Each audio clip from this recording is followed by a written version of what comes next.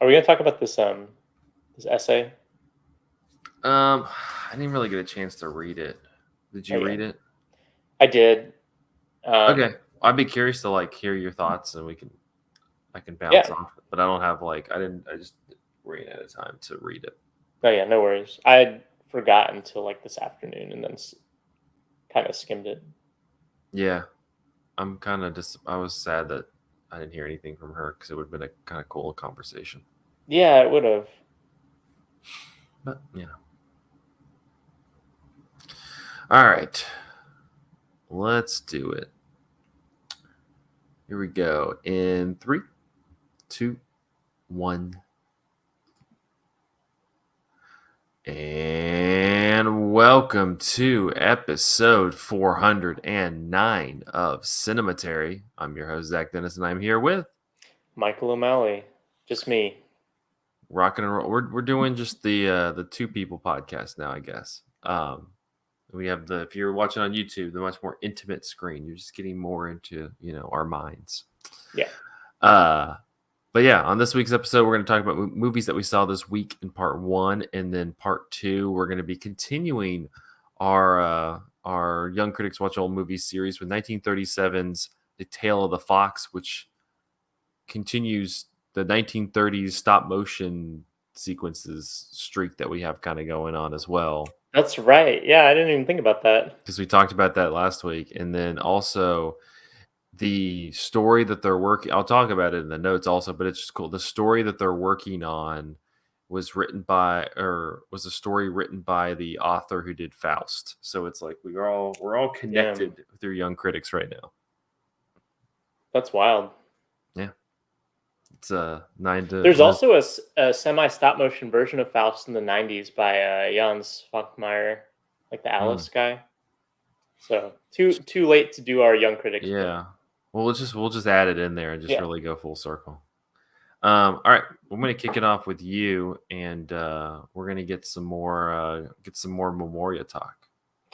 Yeah, so I saw the movie Memoria, which has been talked about, I think, a couple times. I think both by Andrew on this podcast, because I talked a little bit about it because I saw it at TIFF, and I think I did a little recap, but that was you're right. You're right. Ago. Sorry, yeah. So I guess it premiered at TIFF, right, and then has been like slowly making its way across the country, and Neon has abandoned the road show, but is still only kind of slowly opening it out, right? Am I correct in that?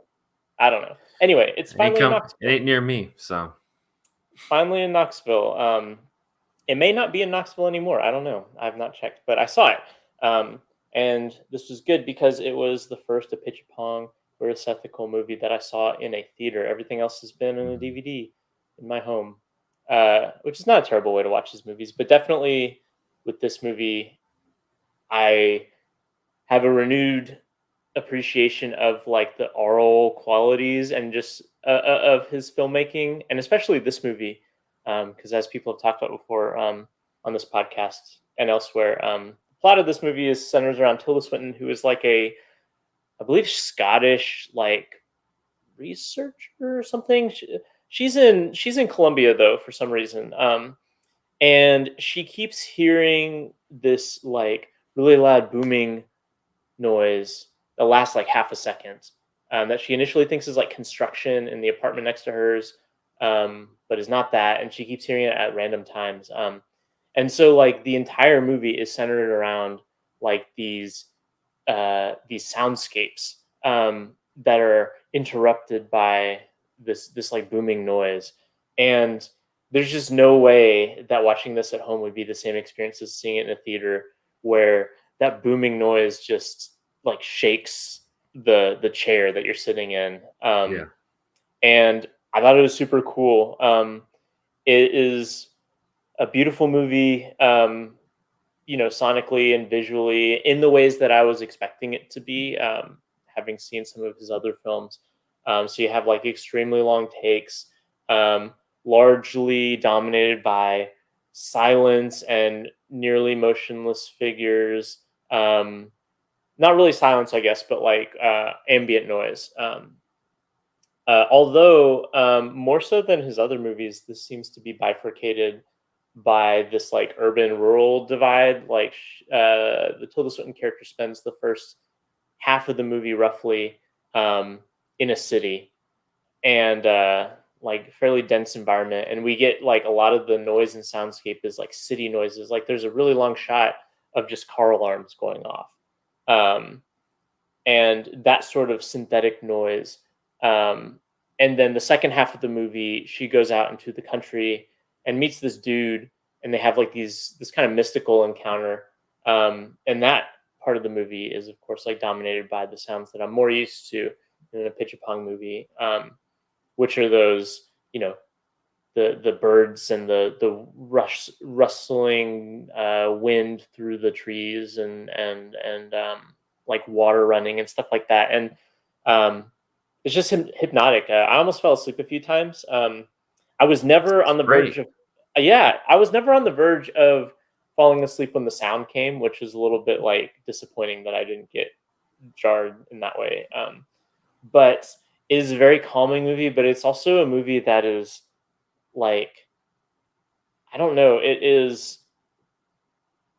I don't want to spoil this movie because you wait so long for like a really big payoff. Honestly, I don't really want to spoil that, but like the last 30 minutes of the movie or so are just next level. I think like it's like I've not seen all of Apichatpong's movies, but I would say like the final like 30 minutes or so of this movie um, involve like my favorite stretch of filmmaking that I've seen from Apichatpong. Like it is just like one incredible moment after another, and these moments last like 10 minutes apiece, because that's the kind of movie he makes.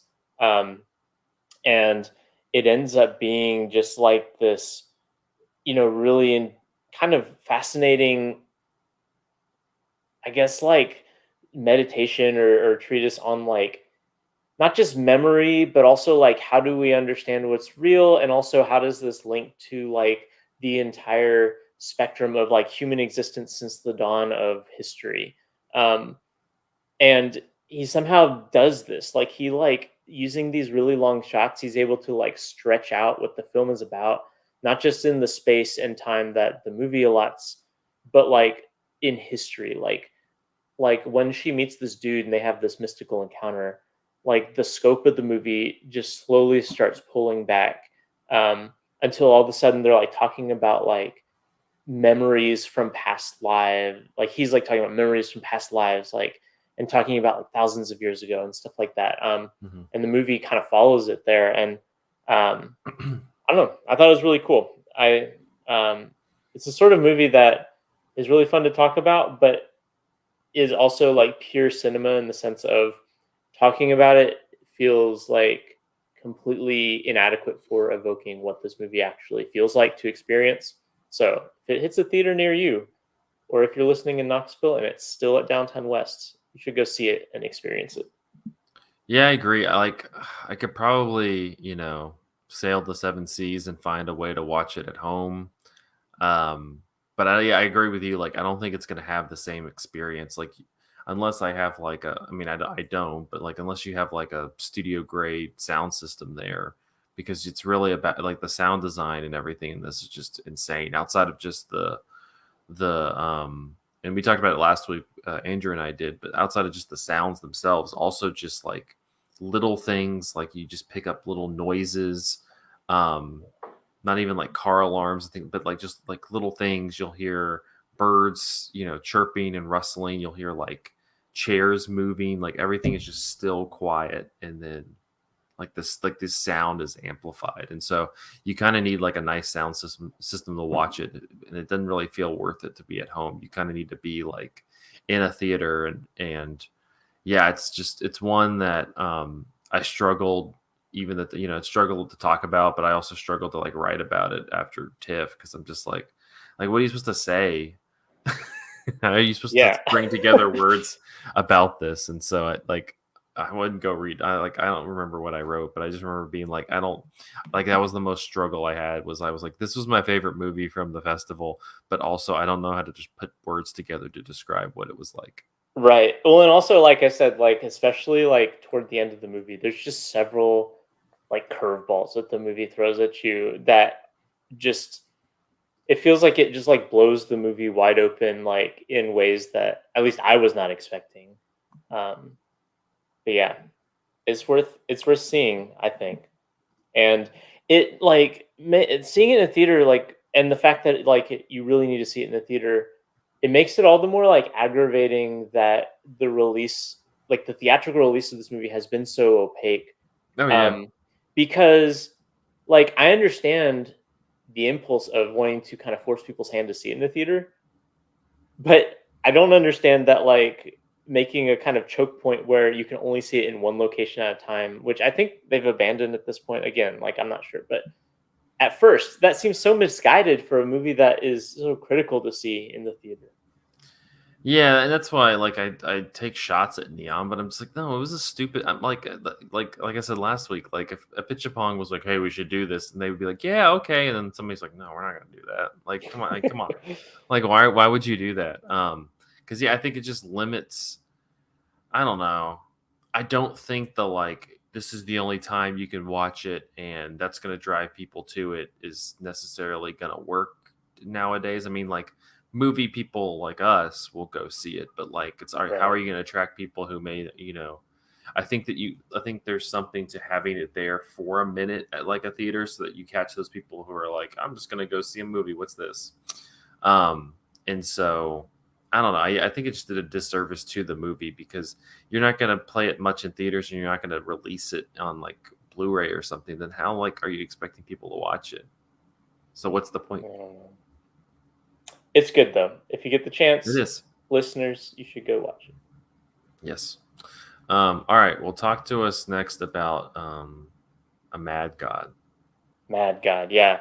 So on a much different, like maybe the most different movie possible from Memoria is Mad God, which is like the passion project by uh, Phil Tippett, who is a person that I have seen his works before, and you probably have too, because he did special effects for the original Star Wars trilogy and RoboCop and a bunch of those like really iconic 80s movies that have like models and stop motion like composite shots into live action.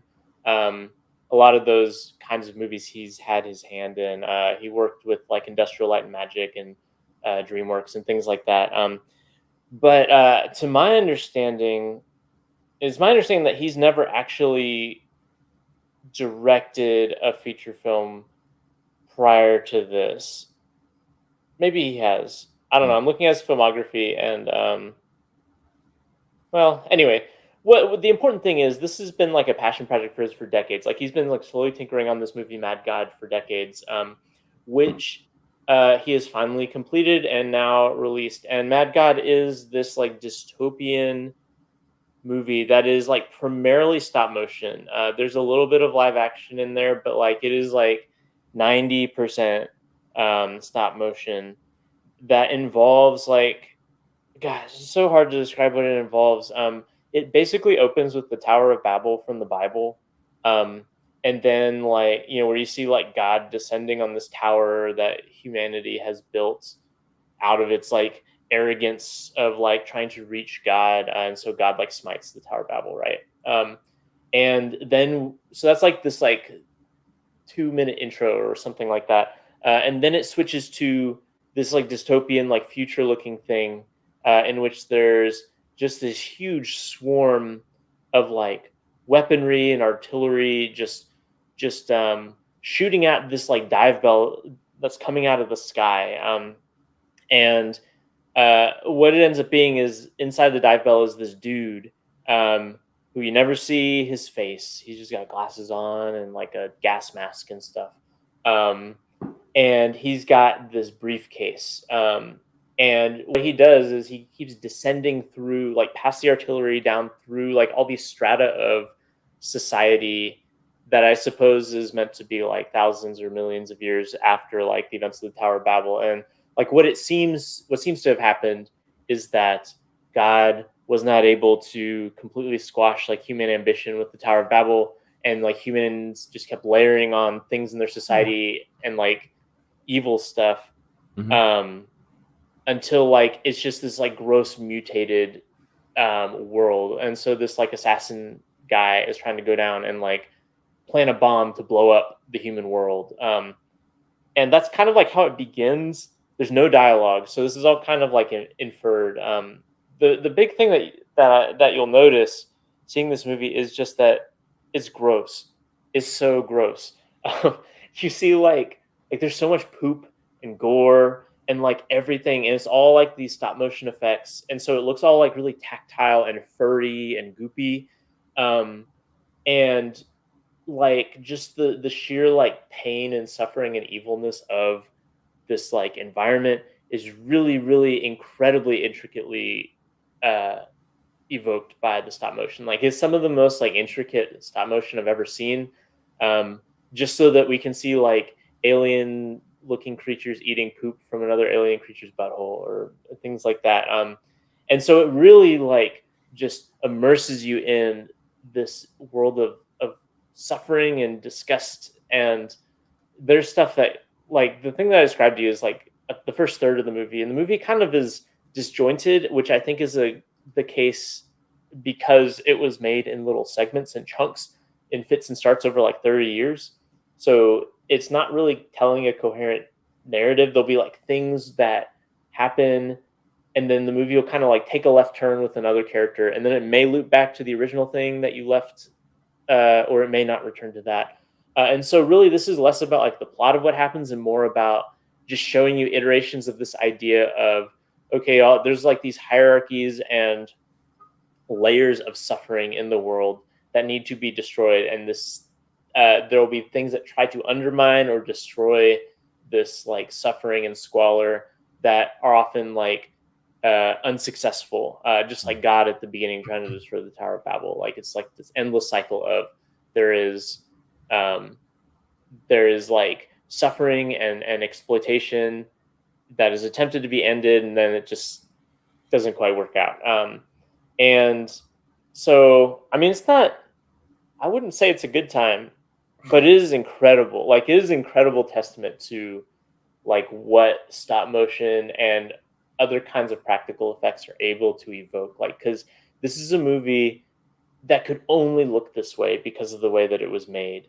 Mhm. And the way that it was made must have involved like countless hours of labor. Like it is just an incredible testament to just the work of Phil Tippett and all of his other folks who he worked with. Um, which is like kind of a strange thing to say, like that he spent like however many hours of his free time, essentially like this is like a thing that he just did to make this like miserable vision of a future in which like civilization inevitably turns to just suffering and pain. Um, and I don't know. There's a thing at the end of the movie where this dude like sees the beginning of the universe and then sees the universe slowly crumble into like this world of suffering. And like I don't know. There is something like really kind of poignant about the movie from that standpoint, where you've been like just shoved through all this grossness, but in the end, you see all the like beauty and intention behind it that eventually like just corroded into what it is like that you see. And there's something to be said for that, like on a meta level about like how Phil Tippett is and like all his team of animators have spent so long creating something that is so vile. Um, like in the same way that like human civilization there's been so much work that went into human civilization, and it ends up being uh, you know, kind of awful. Um, I don't know. I'm probably not selling the movie very well. But if any of this sounds interesting to you and you think you can stomach the like, it is really gross. The pooping. Um, I think it is worth seeing because it is like a pinnacle of a certain kind of effects filmmaking that is basically extinct. Um, this guy has like a famous quote that when he saw Jurassic Park, which he worked on, I believe, but when he saw the CGI in Jurassic Park, he said Mhm. it was something to the effect of like, I think I've become uh, well, it might have been extinct. Like he might have said like something like, "I think I've become extinct" or something. And like this feels like the effects in like whatever. It feels like, if you imagine like the effects in like Jabba's palace in like the Return of the Jedi, like where except that the entire movie is those effects, and there are very few like visible like live action or human characters. You get like a sense of the texture of this movie, and it's really cool. Um, and it doesn't look like anything that could be made today, and it doesn't look like anything that really could have been made back in the '80s because it takes such an incredible amount of work and time to have done. And so you get this weird movie that is out of time by necessity. Like it took so long to make with these processes that are now out of date that there will never be another movie that looks like this again. And so, as a piece of technical stuff, craft, it's really incredible. Thematically, it's got some interesting stuff, but only if you're willing to like endure that. So I Google searched images while you were talking, and yeah, I can see what you're talking about. They didn't have any of the poop eating, but like just the like honestly, I would probably watch it just for the whole texture thing that you're talking about, because like those characters do look like they look kind of insane, but also with like this kind of uh uh retro-y feel. Like it feels like from a bygone era of like what you're describing in terms of special effects, which is always kind of cool on just a technical level to experience. I mean, it's right. something that we're going to talk about probably later in this episode that we talked about last week. It's like I think we both agreed like King Kong has a lot of problems as a story, but damn, is the stop motion animation incredibly cool. Yeah. And it's kind of the same here. Like, you could poke some holes in Tail of the Fox, but we'll also talk about like how incredibly fluid a stop motion animation film that is for Right. 1930, 1937, that whole range when they were making it. Yeah. So Mad God, wild, unpleasant movie, worth seeing if you're interested in the craft and think you can stomach the rest of it. I'll see. I can't promise anything. All right. Well, I'm going to bring us home with a nice, group of old hippies getting together for a concert. That's A Mighty Wind. Yeah. I love Christopher Guest. I've seen just about everything that he's done. I was actually thinking while watching this, it would be cool to do a Christopher Guest series at some point for Cinematary, just to kind of we've done Best in Show, but like I was thinking about how this movie relates to, you have like Guffman and Best in Show, which are just like funny lines, just like hitting you left and right. And then this one is kind of the outlier of the entire filmography that he has, because it is very funny, but it also like is very like pensive and kind of tender. Like the whole Eugene Levy and Catherine O'Hara characters are just like this kind of beautiful little thing happening while the rest of the movie is kind of transpiring in a very typical Christopher Guest fashion. But for those who have not seen it, I'll say that most of his movies, I believe, right now are on HBO Max. But A Mighty Wind it's pretty much this long time manager who worked with a number of like the big 60s era folk musicians, had died, and so his son, played by Bob Balaban, is organizing this tribute concert and bringing back a lot of the acts. So that includes, you have the new Main Street Singers. The originals were the Main Street Singers, but you have the new version of them that includes John Michael Higgins and Jane Lynch and Parker Posey, who's deeply underutilized. Parker Posey's always wonderful, and she gets kind of underutilized in this one. Almost always underutilized in all of her films, to be honest. No, she's the best part of Guffman, because talking about the Dairy Queen. But no, we need to like just give Parker Posey like a free check at some point. Just let her do stuff. Then you have the second band is Harry Shearer, Christopher Guest, and Michael McKean. They have the Folksmen. And it's kind of the other thing I was thinking about as well is like how Christopher Guest slowly kind of pushes himself away from the spotlight of his movies. Like, he's the star in Guffman. He's pretty prominent in Best in Show. He's not the star. This one, I mean, they're there for a lot of the time, but they're kind of off to the side. And you would think that they would get a little bit more play just because it's Spinal Tap pretty much, but they're folk singers. And then especially in his last two movies, he's very much like off to the side, which is just kind of interesting. But yeah, so you have the three of them, and then the last duo is Eugene Levy and Catherine O'Hara, who are Mitch and Mickey. And so the movie is set up very much similar to a lot of Christopher Guest movies. I mean, they announce this concert, and then for the majority of the movie, you're watching these bands like prepare. You're watching them kind of reunite. From the Eugene Levy and Catherine O'Hara character, like they haven't seen each other in many years, so it's like kind of they're dealing with like this kind of awkward reconnection to a degree. I love, my favorite part of that whole thing is like Eugene Levy goes to her house to have dinner with her and her husband, and her husband's like thing is that he's super into model trains, and like takes him into like this like giant model train set that he's built, called Crabville because his last name's Crab. It's great.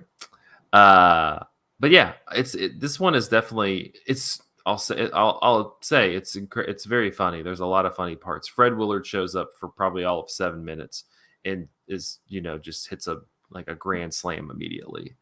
If you have not seen the clip of Fred Willard introducing his character in A Mighty Wind, I would go to YouTube right now. Like, I would pause the podcast and go to YouTube right now and Google and search for Fred Willard, A Mighty Wind, and watch his introduction, which is quite honestly one of the funniest things. Where he is like working at like 150 speed and just tossing stuff out. It's like honestly like watching a Marx Brothers routine. It's incredible. It's just incredible. But it's not. It's less funny, like beat by beat funny as the other movies. But I think it kind of has. I say it's an outlier compared to his others because it really does have like this tenderness to it.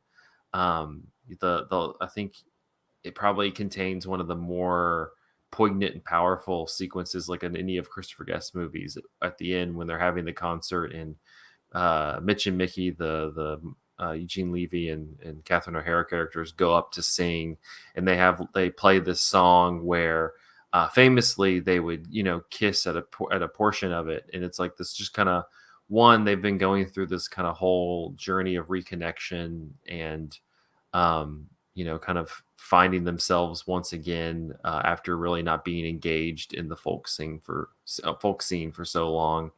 But two, it's just kind of also kind of reestablishing a relationship, and it's just this really like the song itself is great, and it's just this really tender sequence where all the the other musicians realize, oh, this is that song, and so they like go up and are like placing bets to see if they're gonna kiss or not. And honestly, all of the Christopher Guest movies usually end with like an epilogue where they like check in with the different characters and stuff. And this one, I'm frustrated that they had it. One, they kind of have this deep, kind of unfortunate transphobic joke.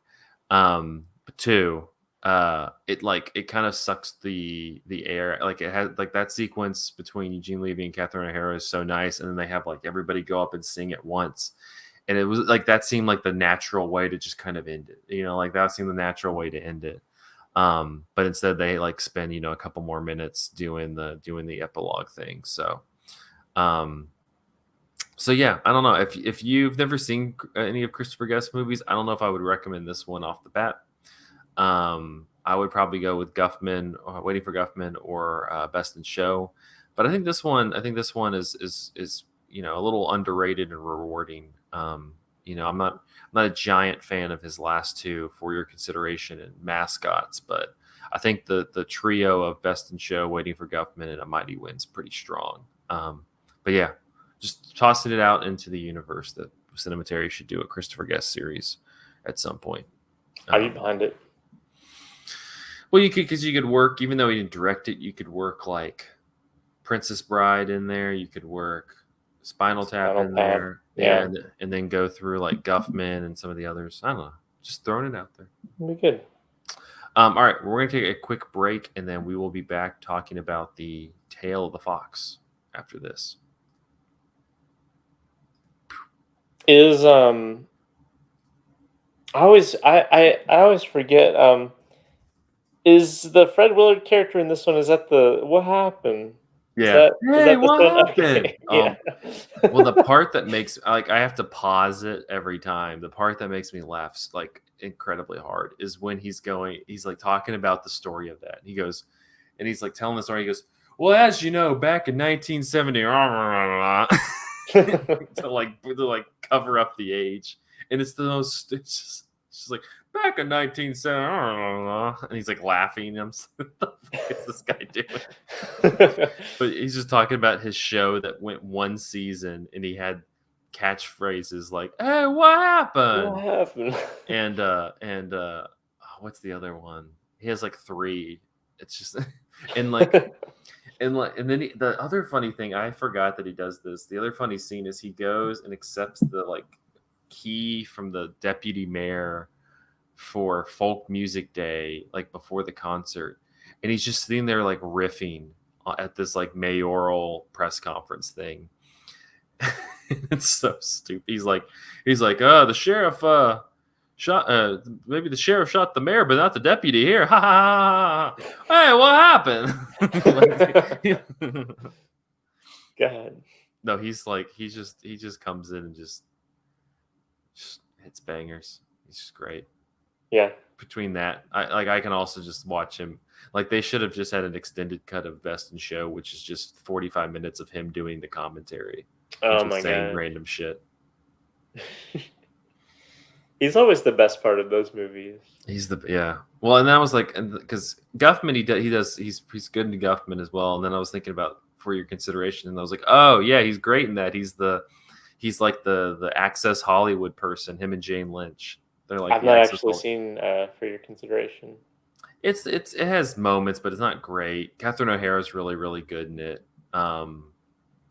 But yeah, Fred Willard plays like the Access Hollywood awards like correspondent person, and he's just stupid.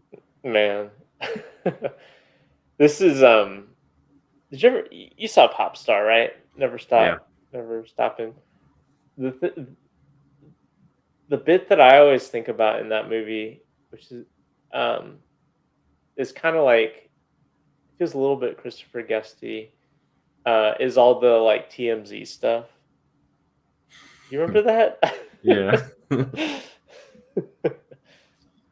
I was thinking about that movie the other day with Bill Hader's character when he does when he like shocks himself, or what does he do? He almost kills himself, and then they like resuscitate him, and he likes to like, what does he call it? He calls it streamlining. He like the movie Streamliners, and so he's Oh constantly yeah. Flatliners. Flatliners. That's what it Yeah. is. Yeah, and so then he just like does that all the time, like that's his hobby, and like they show him doing. He's like, oh, that was a good one. Damn. That's a masterpiece. I love Popstar. It's a good movie. We need another good mockumentary. It's been a few years since the good ones come out. Lots of people are, like the Elvis movies coming out, and they're like, why is anybody making any sort of like music, figure movie after Walk Hard came out? Because how can you make anything after Walk Hard came out? How can you?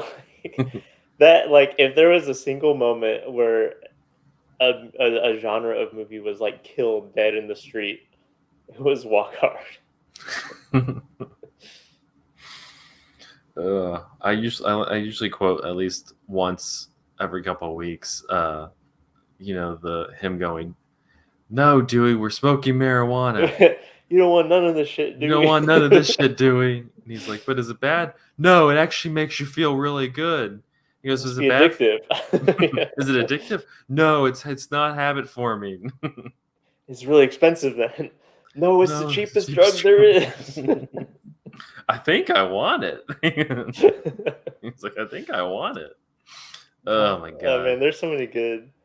There's so many little bits I think about in that movie, like where he's going through his dark period. He's like, "This is a dark fucking period, man."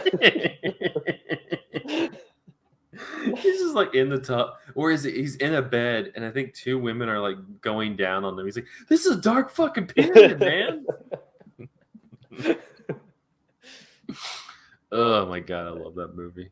It's I so love that good. movie the second that he cut his brother in half, and the dad This is said one the of the wrong worst kid cases died. of being cut in half I've ever seen.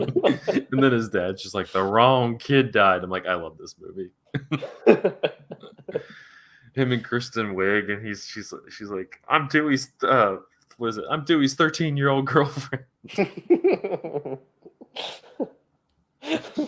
Oh my god, I love that movie. All right. There's a free plug. But people, if you're for those on YouTube, you should watch Walk Hard if you haven't. It's amazing. If you have, watch it again. Yeah, I mean, I would watch it all the time. It's really entertaining. We should do. Well, we're speaking of Cinematary series that we should do. We should do like a 2000s like studio comedy series, like Yeah, whatever, like Super Bad and like that sort of like Apatow umbrella. it would be good because like I was listening to Bill Hader actually on a podcast recently, and he was talking about how now people come up to him and say that like they got into comedy because of like Super Bad or something like that. Like those are Yeah, like the touchstones now. it's a really specific, and because it was such a, I don't know. I've gone back and rewatched a lot of them, or watched them for the first time as an adult because I didn't really care for them when I was like a teenager. But they're not all good, but there's like, I don't know. It's just interesting. Like it's like a scene of comedy where like the productions of these movies were so tight and so interwoven with one another that they all end up kind of talking about the same things and like being reflective of each other in weird ways. Mm-hmm. I don't know. They're kind of No, I'd watch them. All right, let's talk about the Fox. yeah. Here we go in 3, 2, 1. And welcome back to part 2 of episode 409 of Cinematary. In this part, we're going to be continuing our Young Critics Watch Old Movies series with 1937's The Tale of the Fox, directed by Irene and Ladislas Starovich, from a script by the Staroviches and Roger Rishaby. The film stars Sylvia Batil, Claude Dauphin, Lane, and Leon Larive. In the kingdom of animals, the fox Renard is used to tricking and fooling everyone. Consequently, the king receives more and more complaints. Finally, he orders Renard to be arrested and brought before the throne. Although the animation was finished in Paris after an 18-month period, 1929 through 1930, there were major problems with adding a soundtrack to the film. Finally, funding was given for a German soundtrack by UFA, and Johann Wolfgang van Gogh had written a classic version of the Renard legend, and this version had its premiere in Berlin in April 1937. And Van Gogh is also the author of Faust, so connections. Released 8 months before Walt Disney's Snow White and the Seven Dwarfs, it is the world's 6th ever animated feature film and the 3rd surviving animated film, as well as the 2nd to use puppet animation following the New Gulliver from the USSR. The film was released in France with a French language soundtrack in 1941, and this is the version which is most widely seen. Ladislav Starovich, originally Vladislav Starovich, had been tinkering with the stop motion process for many years. It started in 1920 with Lucanus Service, which involved actual stag beetles that were deceased and reanimated this way. His most popular effort, though, was a previous Cinematary episode from 1912 with Cameraman's Revenge. And then after doing 10 or so of these little films featuring insects and other animal and human puppets, he then moved successfully into directing live action features as one of the major players in the early booming Russian film industry. His career was cut short in 1918 when many involved in that industry suddenly discovered that they were on the losing side of the revolution. Eventually, he settled in post-war France, changing his name to the much easier to pronounce Ladislas, and setting up a new studio of his own dedicated exclusively to puppet films. Reynard the Fox is one of the oldest talking animal fables. 3 of the earliest written versions, known as Aesgrimus, aka Reynardus Vulpes, by the Flemish poet Nivardus, in Latin around 1150. Le Roman de Reynard by Pierre St. Cloud in Old French around 1170, and Reynard Fuchs by Henrique der Glickezar in Old German around 1180. But all are acknowledged to be based on the then well-known peasants' folk tales. William Caxton's English translation of 1481 is one of the earliest printed English books. The film scenario is credited to Irene Starovich, but it is essentially Le Roman de Reynard as finalized in literary form by the Renaissance, especially in Wolfgang van Gogh's 1794 Reineke Fuchs epic poem. By the 1920s, almost every standard edition of Goethe's poem had the 1840s illustrations of Wilhelm von Kulbach, and the Starovich's stop-motion models look very similar to those. I just found this to be an interesting little tidbit, but there was an anti-Semitic cartoon animated sequel of this about Reynard the Fox that was made from 1941 to 1943 in the Nazi-occupied Netherlands. In that film, King Noble has died, and the animal kingdom is under the regency led by Baldwin the Ass, or Sir Ass, as they say in the movie. A tribe of wandering rhinoceros merchants led by Jodocus enters the kingdom. The film makes blatant comparisons between the rhino's nose horns and the Nazi caricatures of big-nosed Jewish people, and the Jode of Jodocus is pronounced like the Dutch word for Jew. What an ass indeed. Yeah, I mean, the guy's name's Baldwin the Ass. What'd you expect? I mean, this movie slaps because not only do you have Baldwin the Ass, who's called Sir Ass, but then you have also Sir Cock. So you got Sir Cock and yeah, Ass. Sir Cock and Sir Ass. That is wonderful. Yeah, I'm like, all right, yeah, hell yeah. Well, cool. So this was my first time seeing this. I believe it was yours as well. Yeah, mine too. What did you make of it? Because, yeah, what did you make of Tale of the Fox? I really liked it. I had, before we had done like the voting for Young Critics, I had just happened to have watched the other two really early stop motion features, like the new Gulliver, and there's another one that came out in 1937 called The Seven Ravens. That's like a German stop motion film, and so I thought I understood like the kind of stop motion I was going to see in this movie, because I had seen like two other ones that were, around the same time in like Europe broadly. But this one blows all of those out of the water.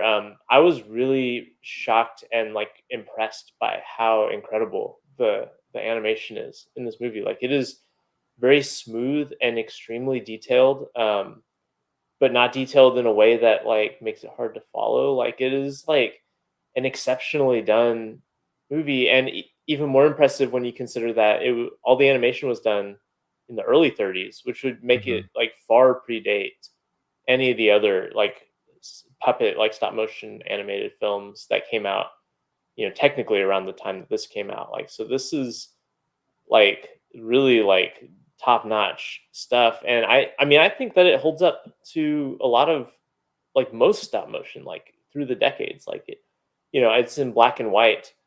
And you can tell the film grain's old, but were that not the case, like, I think if this had come out in the 80s and you had told me this was a stop motion film from the 80s, I would have been like, okay, like, it's one of those like amazing instances of like the first of its kind, which I realized that stop motion animation had been around for decades, but the first feature film of its kind ends up being like this huge, like, technical high watermark that I think is I've only rarely seen stop motion that's better than this. I was just blown away by that the whole time. I also thought it was really funny. I thought it was a funny movie. It's super funny. Yeah. Reynard's kind of a dick, but it's funny. It's well, because everyone else is also kind of a dick too. Like, you have the Lion King, and the Lion King is like hey guys, nobody's eating meat anymore, except the king will sometimes get meat. So and everyone's like, wait a minute. Yeah, no, it's like a stealthily kind of funny movie, and you're just like, oh, this like this kind of I wasn't expecting this to be as funny as it was. Yeah. Um, it's interesting. Also, I agree fully with you on like just the technical level, like the way that you get some of that, just the fluidity and the flow of like how the characters move, is incredibly impressive. They had like this. You have this sequence early in the film where Reynard is like he's like gotten the wolf's tail stuck in the ice, and so he's like he's like running to different towns, letting people know there's a wolf out there. And so you have these like townspeople like kind of congregating to follow him, and then he's running ahead, and like he's supposed to he's supposed to be running really fast. There's just like this very like crazy forward momentum animation to him, and then you have these human puppets who are kind of chasing after him, who are not completely formed. They a little bit look like a blur, just because it's supposed to be like this large group running, and it's just like, yeah, you're like, what the hell, like how the hell did he make that happen?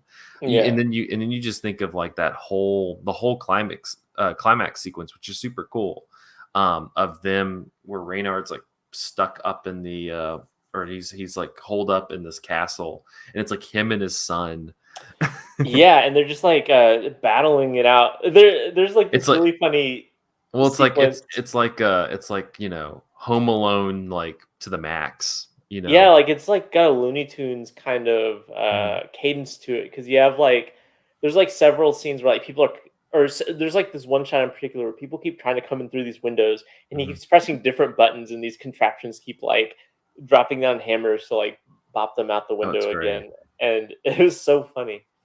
Yeah, and well, it's it's just kind of fun to watch, and like he has like Reynard's up there with the different contraptions and like signals when somebody's like entered the door and he hits the contraption, they get like slapped with it. Yeah, it feels like Looney Tunes. It almost feels like some type of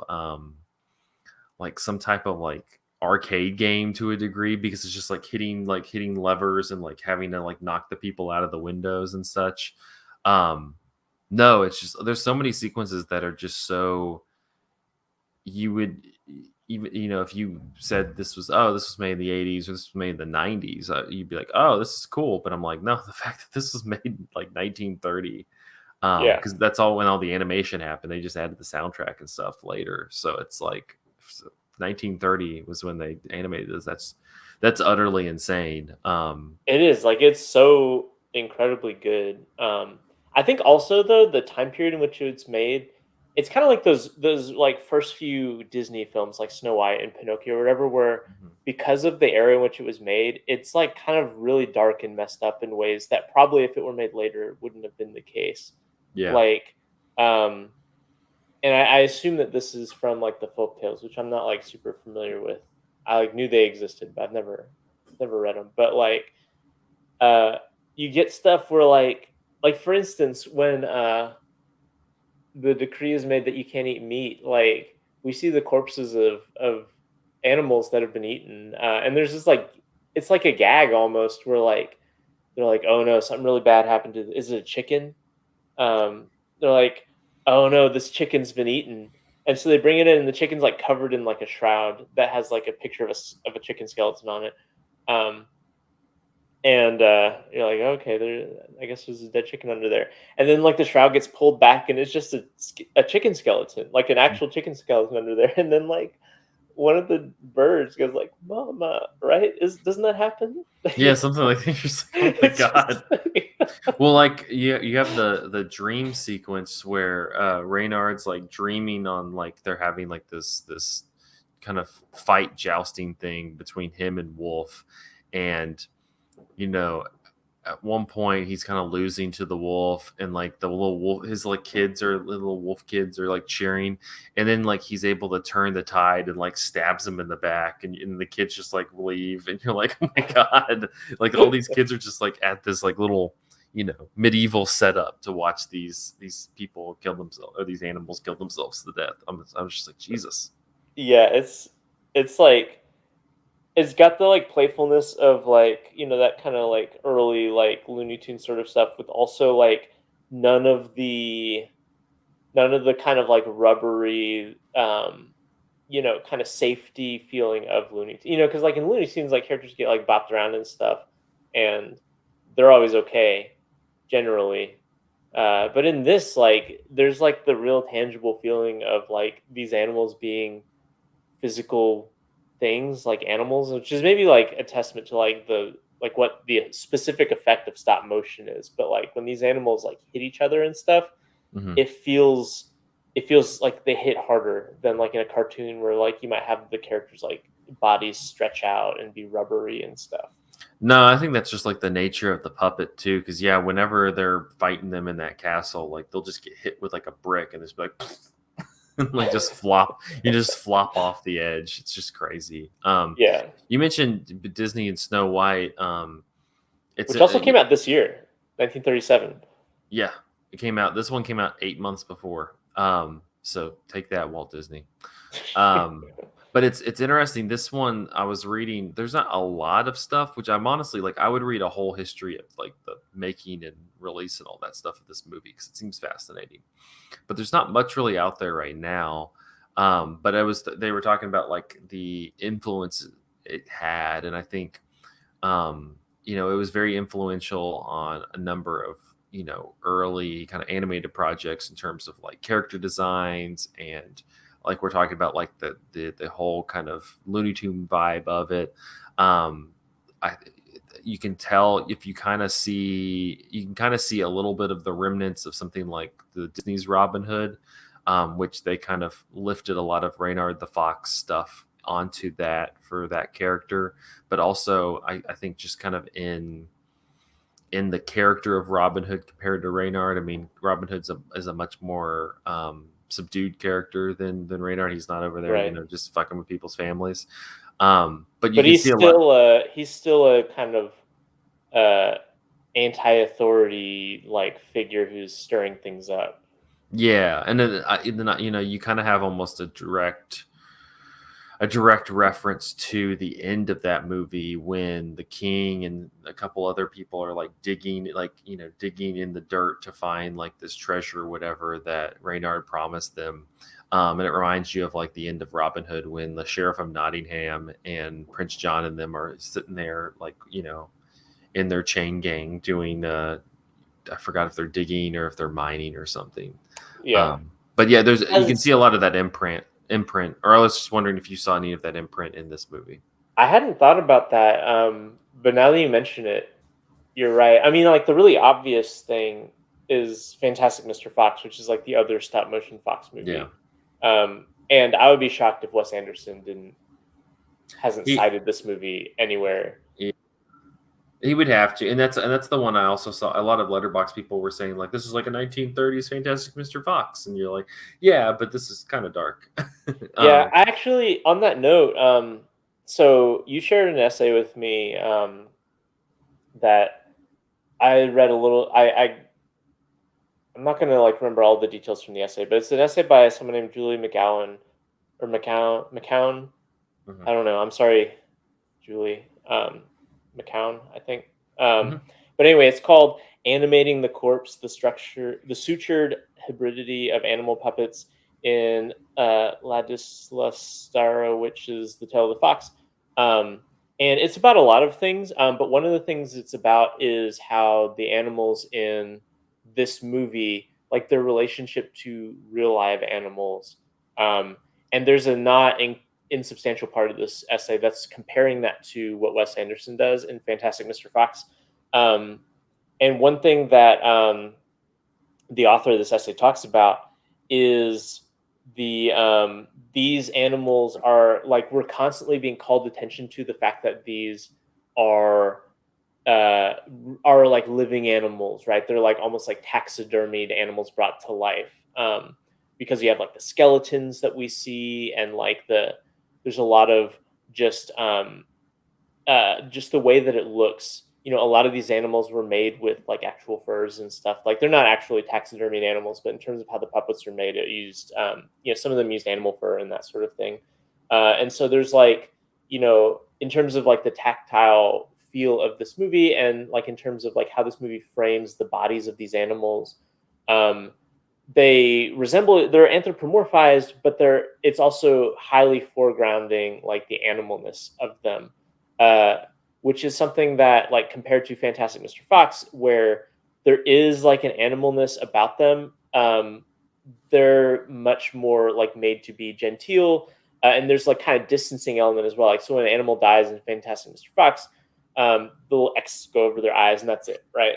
And which is like a fun Well, like cartoony thing. But when an animal dies in this, you see its skeleton, and I thought that that was interesting that like this movie is so much closer in terms of like the material that made it, and the way that that material has resulted in the way that these animals are presented, that they're closer to reanimated corpses than like puppets, and that's like of a piece with this filmmaker's previous stuff, like reanimating like dead beetles and stuff, which like I thought was an interesting point. And I mean, Fantastic Mr. Fox is interesting because it's way more distanced.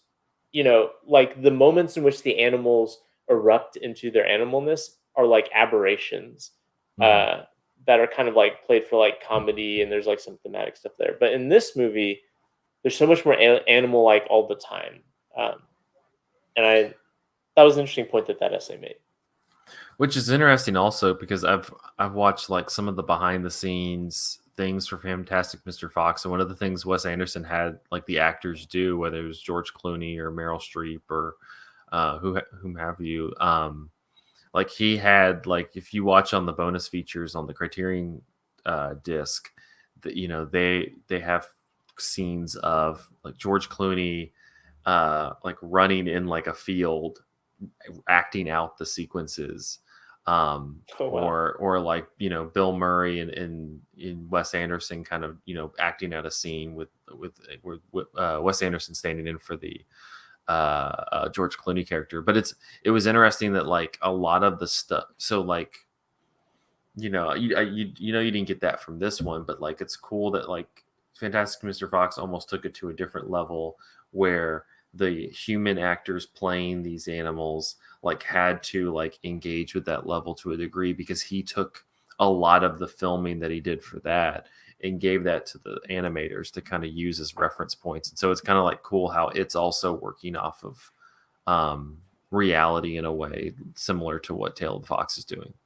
I'm curious. I'd be curious. I mean, because a lot of like early animation is they did a live action reenactment, and then the animators used that to draw or rotoscope or things like that. And I'm curious if there's any sort of basis for like this, or if like stop motion has a different.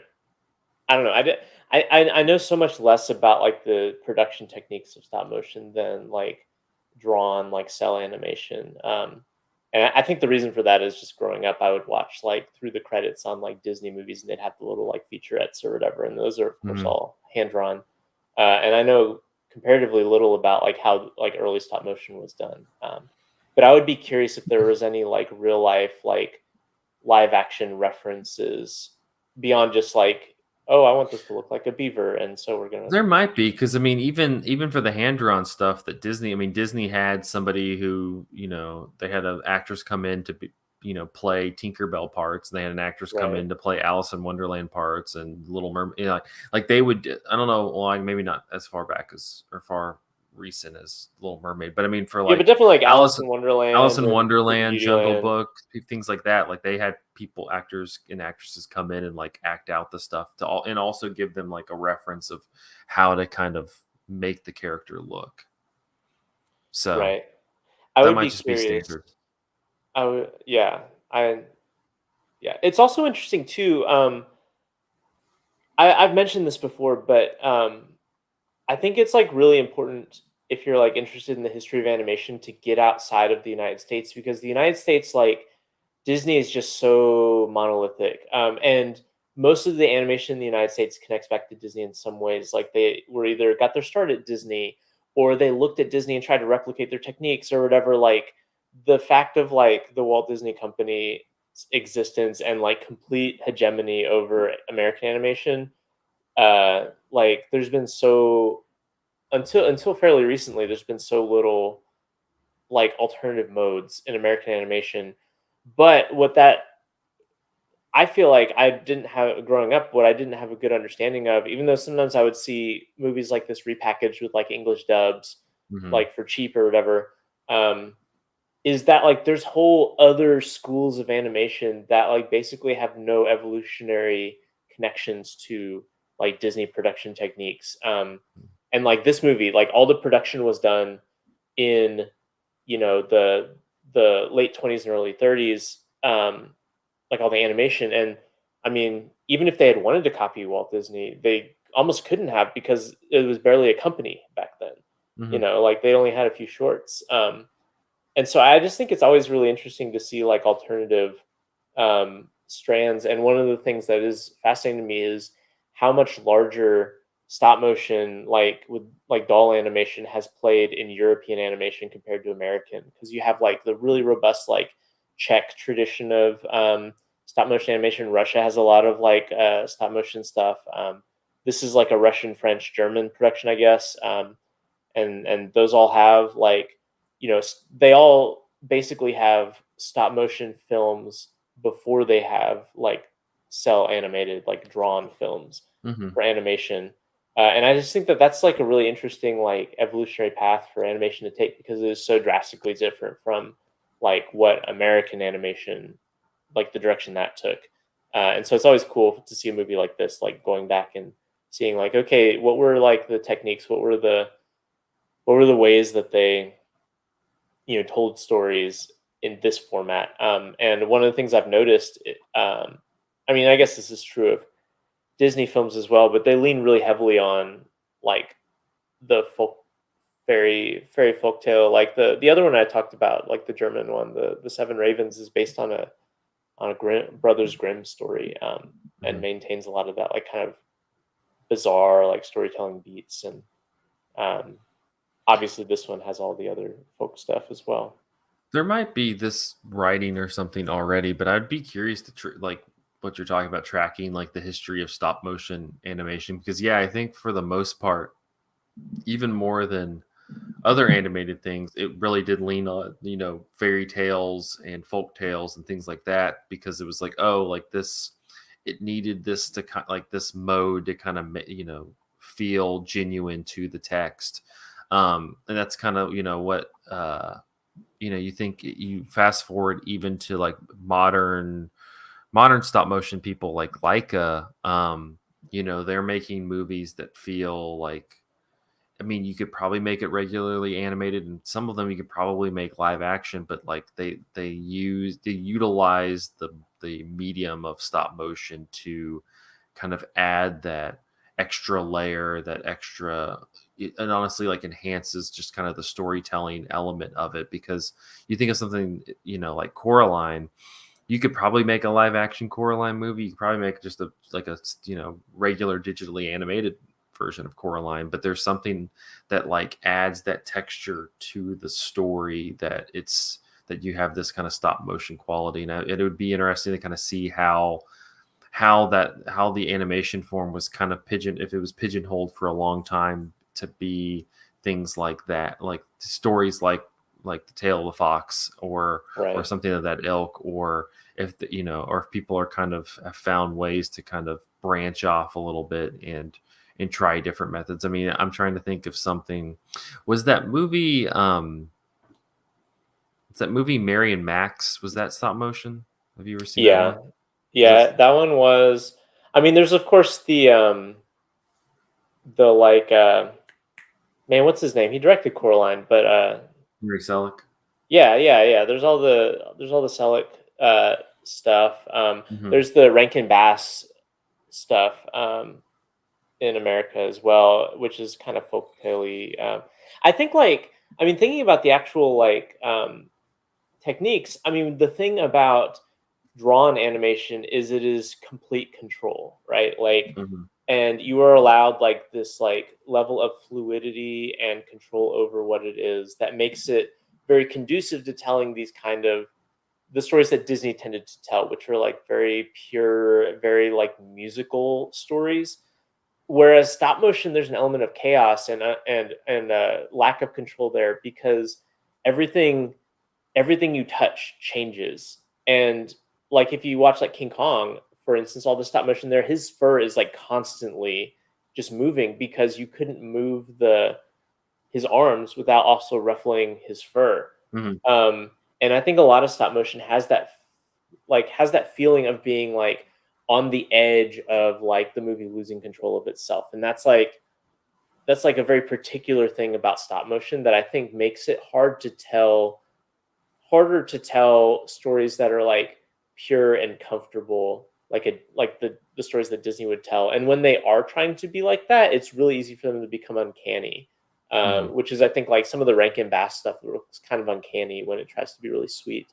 Um, and so you have like it feels natural to tell these kind of macabre and bizarre folk tales maybe Mhm. instead of maybe a more modern kind of like you know story with like I don't know the kind of purity of like a Disney movie. Maybe that's Well, not true, but that's I'm just kind of wondering because I'm thinking about like the example of some of the some of the non Miyazaki Ghibli options compared to like Disney. Disney even now still is like very like engaged in like the fantastical level. It has to be kind of like that, and I just think about how um just so like wonderfully animated and had to be animated films that Ghibli's made, whether it's Grave of the Fireflies, whether it's Only Yesterday, things like that, where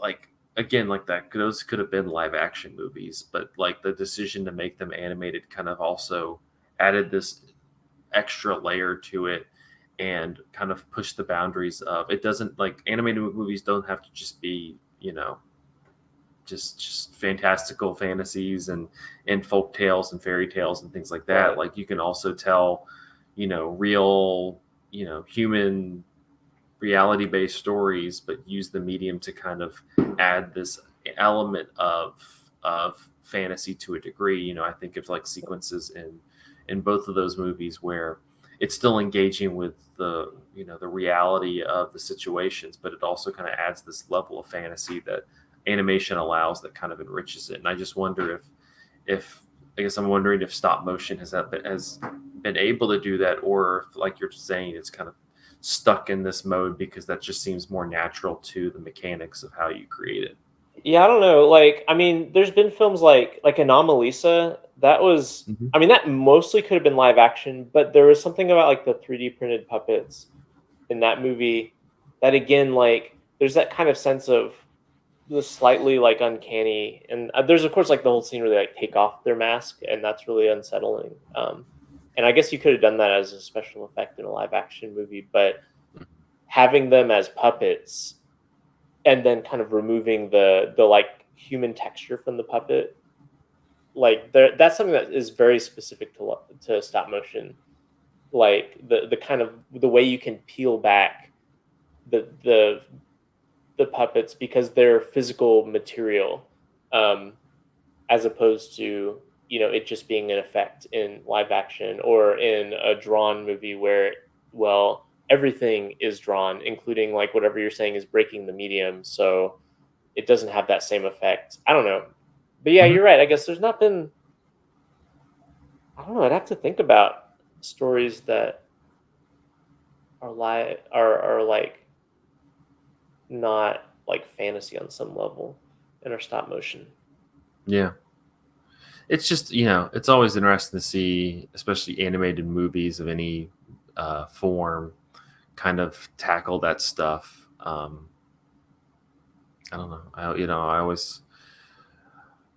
I mentioned Ghibli, but there's a gazillion other examples. There's a bunch of other examples as well. Again, if you kind of break from like the Disney mold, but yeah, it would be interesting if Disney would like take the creative freedom to, initiative to kind of make one of those types of movies, but it wouldn't make any money. So, Yeah, and Disney is sitting on the largest pile of cash in history, and they're making the most conservative aesthetic choices of their history as well, and it is driving me crazy. That's a whole nother rabbit trail. But if you're gonna control everything, why don't you like I don't know, use your power for at least a little bit of good? Or at least it doesn't be good. Just make it a little interesting. Right. So Where are our treasure planets and Atlantises? we want them back. Any last thoughts on Tale of the Fox? This movie's good. I watched it on YouTube. I don't know how you watched it, but Yeah, no, that's probably the only way you can watch it. Is there's a really nice it is really cut of it. nice. It's one of those where it's like Tale of the Fox best version. Like I think that's what it's called. The one And that it's I a great watched. version.